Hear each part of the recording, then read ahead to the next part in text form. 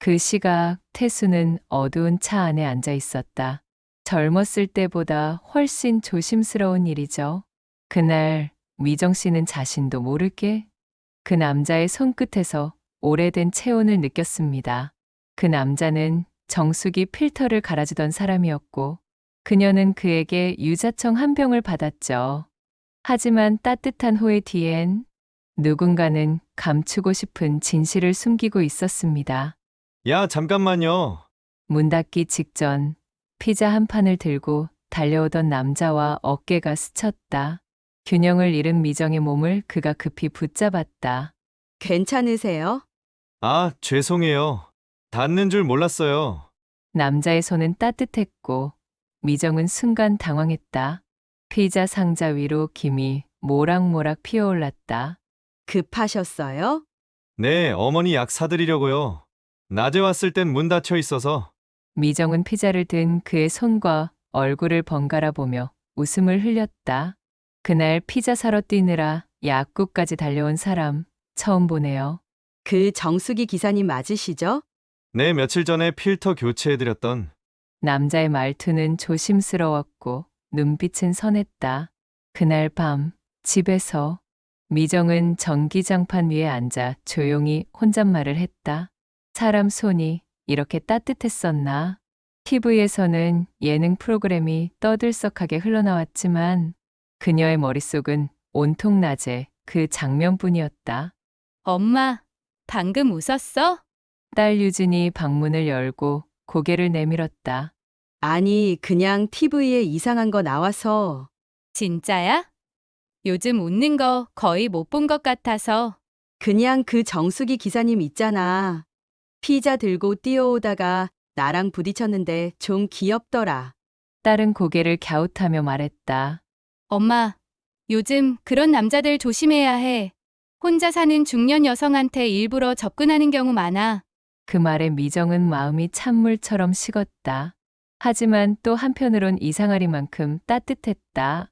며칠 뒤 약국 앞 비가 내린 뒤 공기는 차분했다. 이거 유자청인데요. 어머니가 담근 거예요. 그날 너무 뛰어와서 인사도 못 드려서요. 그 남자 태수였다. 병 위엔 밤에 따뜻하게 드세요 라는 메모가 붙어 있었다. 그날 저녁 미정은 유자청을 컵에 따르며 웃고 있는 자신을 발견했다. 다음 날 정류장에서 또 마주친 그는 자연스럽게 옆에 섰다. 아, 여기 계셨네요. 저도 같은 방향이에요. 비도 오고 버스 늦네요. 우연인지 인연인지 그렇게 둘은 조금씩 시간을 공유하기 시작했다. 그리고 어느 날 외곽의 산책길, 단풍이 낙엽처럼 떨어지는 그 길에서 태수는 말했다. 여기 어릴 때 어머니랑 자주 오던 곳이에요. 이렇게 누군가랑 다시 오게 될 줄은 몰랐네요. 그날 그녀의 손을 살며시 잡는 그의 손길에서 미정은 오랜만에 심장이 뛰는 느낌을 받았다. 그날 밤 미정은 핸드폰 연락처를 열어 정수기 태수라는 이름 옆에 작게 메모를 남겼다. 유자청 준 사람, 손 따뜻한 사람. 그 순간 문이 열렸다. 엄마, 오늘 낮에 문득 생각난 건데, 그 사람, 혹시 이혼한 거 아냐? 미정은 놀라 유진을 바라보았다.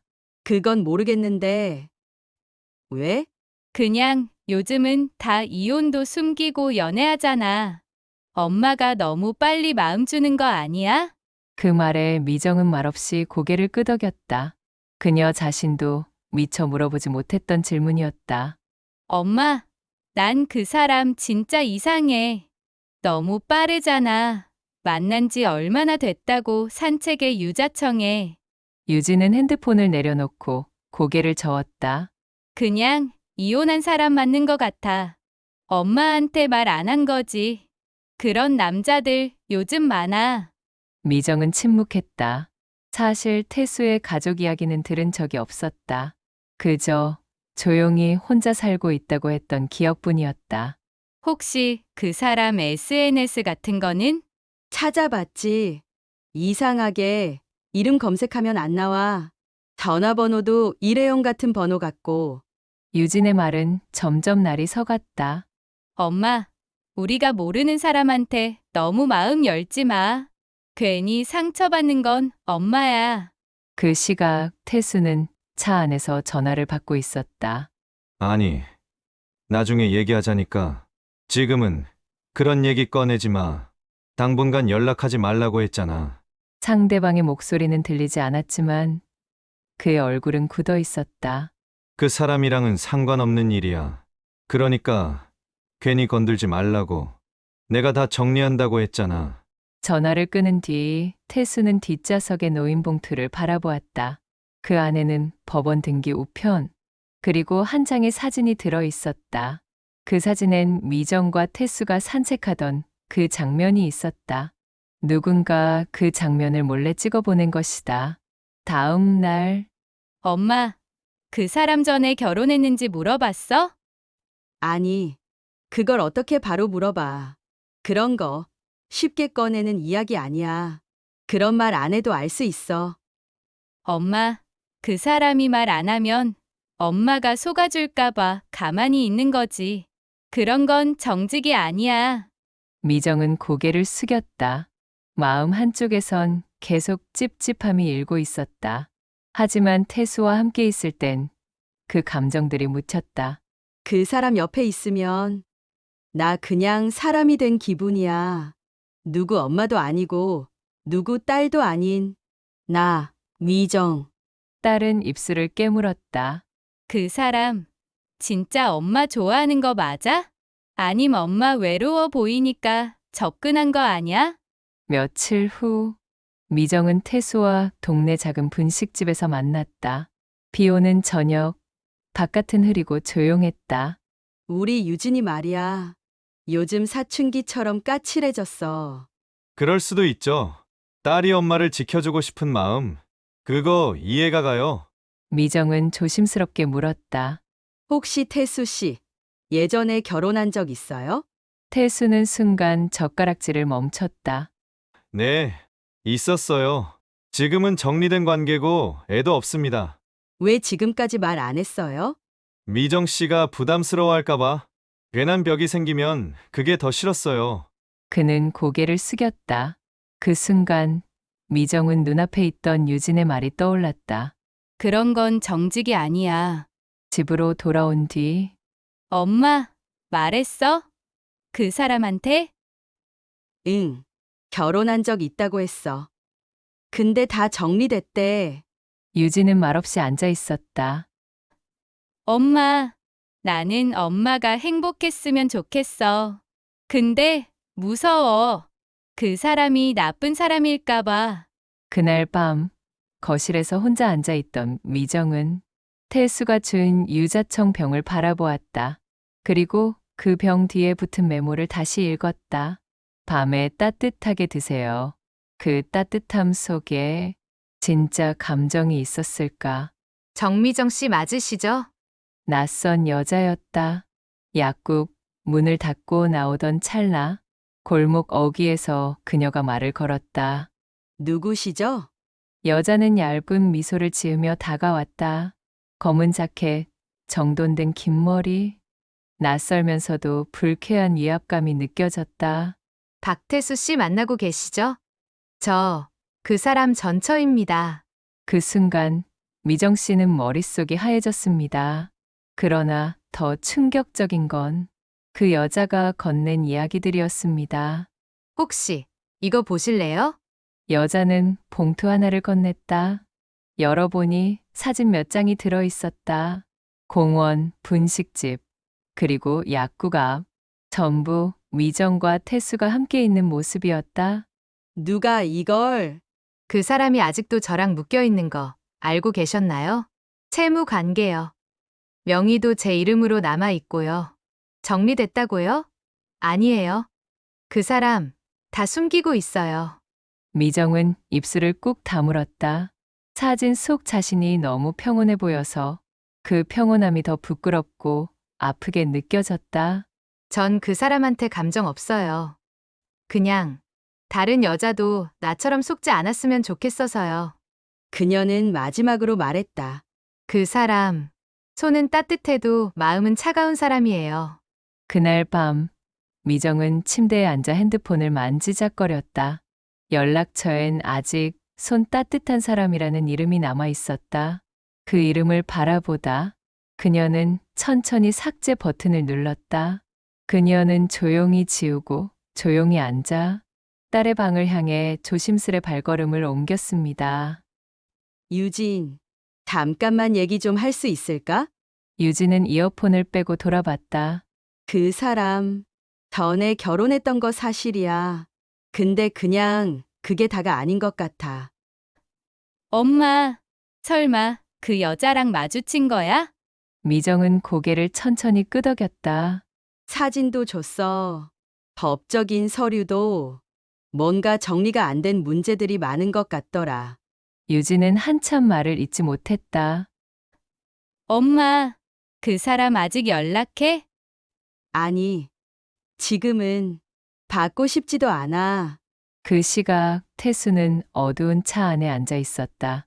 핸드폰 액정에는 미정이라는 이름이 떠 있었다. 몇 번을 눌렀다 지웠다. 결국 그는 녹음기를 켜고 혼잣말을 남겼다.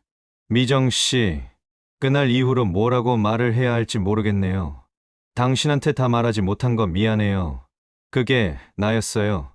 겁났어요. 그의 말은 녹음기에 흘러 들어가고 있었다. 약국엔 오늘따라 손님이 적었다. 미정은 무의식적으로 유리 진열장에 물기를 닦고 또 닦았다. 닦일수록 또렷해지는 건 거울 너머의 자기 얼굴이었다. 창백했고 무표정이었으며 그 안에 감정이 비어 있었다. 그날 이후 그녀는 연락을 받지 않았다. 태수에게서 걸려온 모든 전화는 끊겼고 문자 메시지도 읽지 않았다. 미정 씨, 얘기 좀 하자. 한 번만 만나줘요. 내가 너무 비겁했어요. 그 말들이 더는 그녀를 흔들지 않았다. 아니, 흔들리고 싶지 않았다. 딸 유진은 조용히 지켜보기만 했다. 어머니의 감정이 무너질까 두려워. 묻지도 말하지도 않았다. 저녁 미정의 집 거실. 불이 켜지지 않은 채 미정은 탁자 위 유자차 병을 바라보고 있었다. 그 안에 담긴 건 차가 아니라 그가 처음 내민 따뜻함이었다. 그 따뜻함이 지금은 왜 이렇게 차갑게만 느껴질까? 삶은 가끔 생각지도 못한 방향에서 흔들림을 던집니다. 그녀의 문을 두드린 사람은 그가 아닌 그의 아들이었습니다. 띵동. 초인종이 울렸고 낯선 얼굴의 젊은 남자가 문 앞에 서 있었다. 그는 말이 없었다. 단지 봉투 하나를 내밀었고 고개를 숙이며 말했다. 제 아버지가 그동안 너무 많은 걸 숨겼습니다. 이건 제 입장에서 드릴 수 있는 전부예요. 미정은 그의 말에 대답하지 않았다. 다만 봉투를 받아들고 문을 조용히 닫았다. 서류 봉투 안에는 병원 영수증, 채무 명세서, 그리고 손으로 쓴 편지가 있었다. 글씨는 조심스럽고 일정하지 않았다. 읽을수록 그녀는 태수라는 사람을 더 모른다는 생각이 들었다. 전처의 말은 일부 사실이었다. 하지만 편지는 그보다 더 많은 진심을 담고 있었다. 미정 씨, 제가 이기적이었어요. 정리하고 말하려 했는데 기회도 용기도 늘 타이밍이 늦었습니다. 밤이 되자 유진이 거실로 나왔다. 엄마는 아직도 같은 자리에 앉아 있었다. 눈은 감고 있었지만 그 어떤 말보다 많은 생각들이 스쳐가고 있었다. 태수는 아파트 주차장 차 안에서 그녀의 답장을 기다리고 있었다. 그러나 핸드폰은 조용했다. 정말 끝일까? 이번엔 진짜 잃은 걸까? 그는 문득 핸드폰 메모장을 열었다. 한참 전 미정이 보냈던 유자청 레시피가 적혀 있었다. 팔팔 끓이지 말고 서서히 온도를 올려야 맛있어요. 그 말이 지금은 마치 자신을 두고 하는 말처럼 느껴졌다. 시간이 흐르고 약국 문이 열리는 소리에 미정은 반사적으로 고개를 들었다. 손님이 아니었다. 태수였다. 몇 주 만에 마주한 얼굴이었다. 그는 마스크도 벗지 않은 채 조심스럽게 그녀 앞에 섰다. 아무 말도 하지 못하고 있었다. 미정은 계산대 너머에 가만히 서 있었다. 감정이 일렁이는 듯 했지만 그녀의 눈은 고요했다. 그는 조심스럽게 의자를 하나 끌어당기고 앉았다. 한참을 망설이던 끝에 입을 열었다. 그때 내가 너무 어리석었어요. 무서웠어요.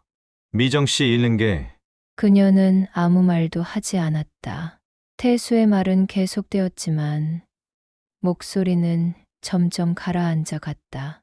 약국 안은 조용했고 작은 냉장고 소리만이 웅웅거렸다. 미정은 마지막까지 시선을 마주치지 않았다. 대신 조용히 말 한마디를 꺼냈다. 이제 돌아가세요. 그 한마디로 모든 감정이 정리되었다. 미정은 등을 돌렸고 태수는 더 이상 붙잡지 못했다.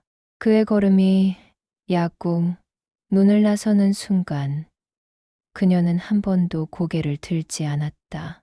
그날 밤 집으로 돌아온 미정은 거실 한가운데에 앉아 있었다. 불은 켜지지 않았고 창밖의 가로등 불빛만이 벽을 타고 흘렀다. 소파에 등을 기댄 채 그녀는 깊은 숨을 내쉬었다. 손에는 그가 마지막으로 두고 간 봉투가 들려 있었다. 뜯지 않은 채였다. 그 순간 딸 유진이 방에서 나왔다. 조용히 다가와 앉았고 무언가를 말하려다 입을 다물었다. 두 사람 사이의 말은 없었지만 정적은 오히려 더 많은 것을 보여주고 있었다. 미정의 눈이 붉게 물들었고 유진은 조심스럽게 어머니의 손등에 손을 얹었다. 괜찮아. 엄마. 그 한마디가 미정을 무너지게 했다. 그녀는 끝내 울음을 터뜨리지 않았지만 눈동자 안에서 고인 눈물은 한참을 맺혀 있었다. 늦은 밤 미정은 다시 그 봉투를 바라보았다. 손끝으로 종이를 어루만지다 결국 그대로 서랍 속에 밀어 넣었다. 그녀는 어떤 대답도 어떤 결론도 내리지 않기로 했다. 다음 날 아침 태수는 지하 주차장에 차를 세운 채 미정의 약국 쪽을 바라보고 있었다. 손에 쥔 건 미정이 예전에 보내줬던 유자청 사진이었다. 휴대폰 화면에 떠 있는 사진 속 그녀는 웃고 있었다. 따뜻하게, 조용하게, 담백하게. 하지만 지금의 그녀는 웃지 않는다. 그리고 앞으로도 다시 웃을지는 알 수 없었다. 유진은 잠들지 못한 채 방 안을 서성이고 있었다. 탁상식의 초침 소리가 유난히 크게 느껴졌다. 어머니가 태수 아저씨를 보낸 뒤로 집안의 공기는 너무 조용했다.